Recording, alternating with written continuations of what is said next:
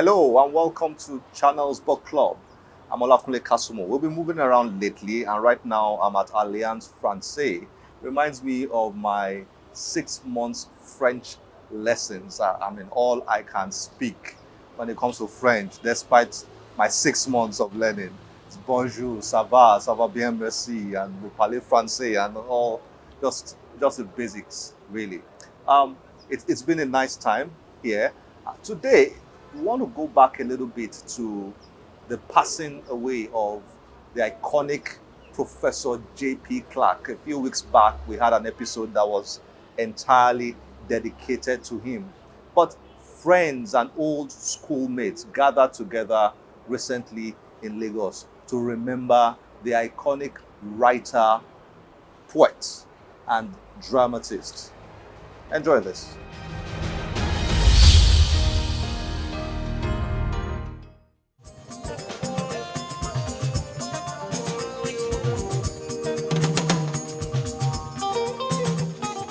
It was an evening of tributes and eulogy for the late iconic poet and playwright John Pepper Clark Bekederemo at the Harbour Point Event Centre in Lagos.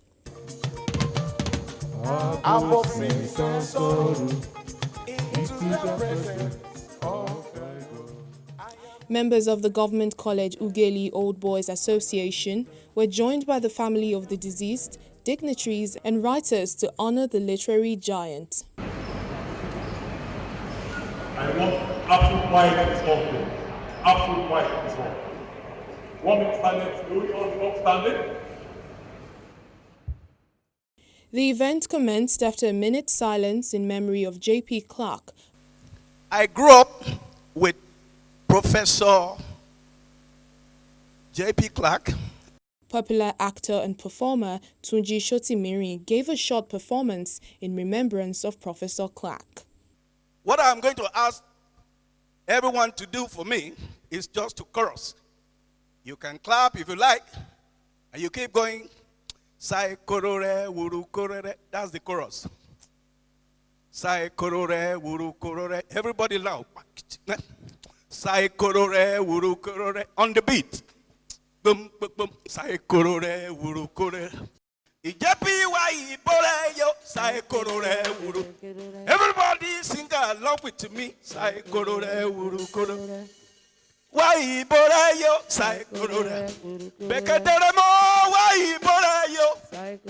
can't hear you. Come on. That was just an excerpt.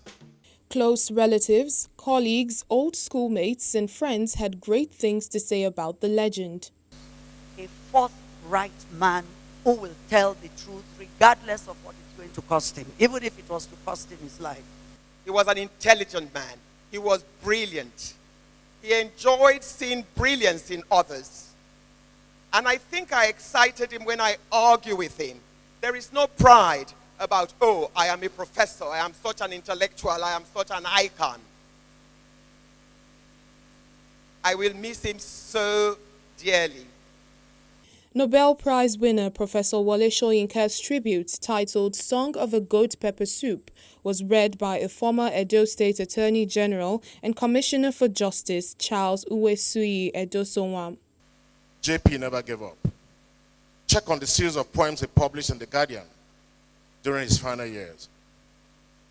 It manifested itself in multiple ways, trivial to profound, direct and indirect. For instance, JP would not let me rest until I showed up for one of our lunches in an Amotekun jacket. Two of Professor Clark's children present at the event gave emotional tributes to their father. I'd like to talk about the loving nature of my father. People talk about him being a very hot person, very erratic, etc., etc. But we used to see those parts. But I think the love that my father had for us covered those parts. My father was a very loving person, and he was an extremely sensitive person. And that sensitivity lasted till the day he died. Take you to Wonderland, yeah. There was some entertainment. I know a place, ain't nobody worried. and the evening ended with gentle music and a photograph session. Take you to the Staples. Take you to Wonderland.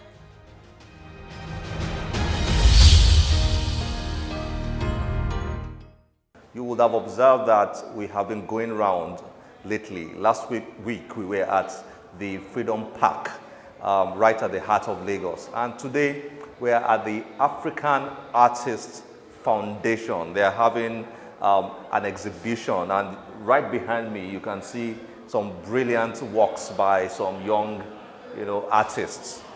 Now, last week we had Professor Wole Soyinka read for us on the Channels Book Club in that segment sponsored by the National Library. This week we have none other than German Anikulapo, who is a co-founder of Lagos Book and Art Festival and also Committee of Relevant Arts. For many decades, he has been at the forefront of pushing art and literature in our society. And he actually brought us here. That's why we're here. But it's been exciting seeing all the brilliant works on display by so many great artists. Now, I will go and meet German, and he will talk to us about how he got inspired by reading, and he will also be reading to us from this book titled The Village Witch Doctor and Other Stories. A very almost legendary book, if I may. It's by Amos Tutuola, and it's one of the books recommended by German himself. So we'll talk to him about how he got into reading, what inspired him to reading, and then he will talk to us about why he enjoys, this book.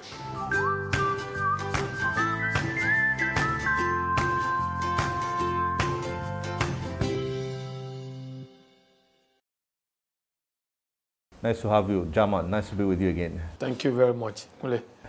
So, reading for you, your life is, there's a lot of art and literature in your life. How did reading start for you? The last time we spoke, you connected it to your history of drama. Yeah. And Well, we talk about mentorship and the kind of teachers that you have. When I was in secondary school, in my final year, a gentleman came to my school from NYC. His name was Ben Tomology. And he came with the intention of being a young teacher himself. He came with the intention of starting a drama society in our school. Started literary and debating society, drama, book club, and co. So, by being part of his drama, that's 40 years ago actually, he was actually telling us that drama could introduce us to literature. So it was through drama that I became very interested in reading, because then you have to read scripts, you have to read book. He insisted that you have to read a book every week before you could be a member of the Sakati Numbu Drama Club. You've been driving this reading culture thing for many years. Now, the National Library is doing this National Reading Campaign. What do you think about the campaign, and why do you think, this is a question probably with an obvious answer, but why do you think it's important to drive a reading culture, to push for a reading culture, for a society to become a reading society? Why is it so important? You see, you cannot have a proper society where your young people are not reading. Because, as we say, reading takes you on a journey. If I'm reading a book about China now, I've been to China in my imagination. If I'm reading a book about, name the place that is the furthest place on earth, I've been to that place. If I'm reading a book about someone, I'm already drawing inspiration from that person. So how do you build a society where mentorship is not available through reading? Now, what National Library is doing is very good, in the sense that a few years back, the former president, Jonathan, we sold the idea to them that, look, the reading culture that we say is waning. We have to bring our young people to start reading. So they launched the whole idea of Bring Back the Book. I was succeeded in convincing Professor Wole Soyinka, our #1 literary person, to appear on national television with the president. That if you have these two symbolic citizens, the number one political citizen, number one literary citizen, appearing on national television reading. This may actually bring young people to the idea of reading. What has reading done for you or done to you? What has reading done for you? Or done Reading to you? has made me. Reading, I'm the product of what I've read. Certain character traits that I find myself displaying, certain behavioral pattern that I've discovered in myself are because of the thing that I've read. Because I've read about characters that have gone in a particular way and they behave in a particular way and they've ended in a particular way. And I don't want to end that way. If you cannot sell knowledge to your young ones, you have no business running a society. You are going to produce some kind of character that are going to be different from others.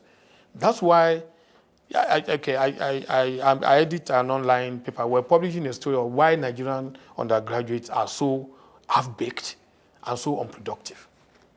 Go and read the story and see the kind of education that we're giving to our children, where they have no access to books. Even teachers have no access to books. So what are we saying? And now we are unfortunate that we now have television, we now have telephone to compete for their attention. So it's high time Nigeria got to the stage that we say that, look, reading must be very compulsory, and I don't know how they want to do it policy-wise. But if you introduce those books club, or book club as we call them, and you introduce the whole idea of literary and debating society, drama group, book exchange club, we had so many names for them then. They help. There's a way they will help to get young people to be properly educated. People are getting educated but not properly educated. I think that's the fundamental problem that we have.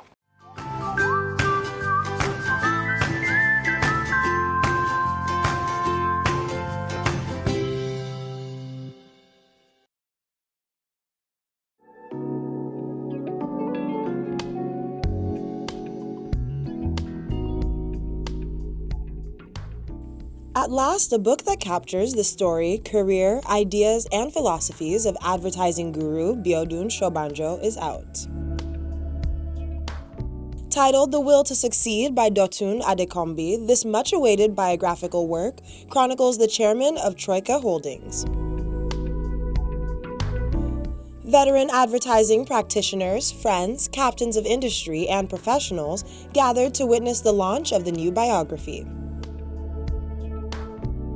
The Will to Win is an account of Dotun Adekombi's journey to understanding the success story of Biodun Shobanjo and an evaluation of his style of leadership and enterprise management.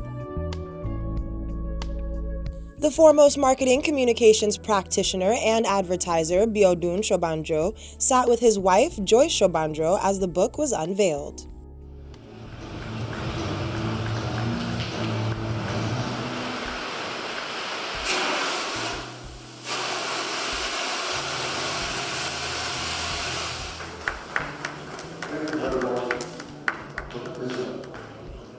The 542-page biography chronicles the path of Shobanjo's career right from his humble beginning as a studio manager at the then Nigerian Broadcasting Corporation to his days at Grant Advertising Limited, an American-Nigerian agency. His foray into entrepreneurship, where he co-founded Insight Communications, and his days as a daring creative innovator in the marketing communications industry till date. Most importantly, the book conveys success nuggets for young practitioners and people in search of knowledge.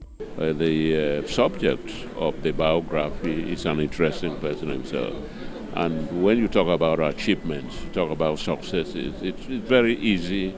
It's a lot easier to write about success than to write about failure. So I think Biodun Shobanjo has a good story in the first place. In their goodwill messages, the primary presenter of the book, Chief Dele Fajemirokun, and others paid glowing tributes to the character personified. He is, as one will say, driven, and this unquenchable and unrelenting thirst to achieve can only lead to one thing: success. To Biodun Shobanjo, every biography must be a learning encounter for its reader. I believe very strongly that There are nuggets in this book. I want to commend young people, and that's why we are appealing that people should buy and donate these books. That as many young people as are able to read this book, they would find the motivation to want to go out there and do things for themselves. The author of the new book, Dotun Adekombi, an award-winning business journalist and public relations practitioner, shared the motivation behind the book. For a man who is consistent in his preaching of excellence, there are not so many people like that.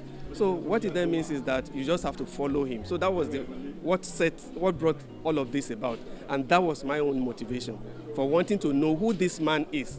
That anytime people talk about him, it's like, oh, Mr. Biodun Shobanjo. You hardly can mention, you just need to mention his name, Biodun, and people will finish it for you in the business. In The Will to Win, the reader is assured of an excursion in history, career development, ambition, decision-making, entrepreneurship, business management, office politics, people management, success, and failure. It is a work that is faithful to its theme. The will to win is expedient for success.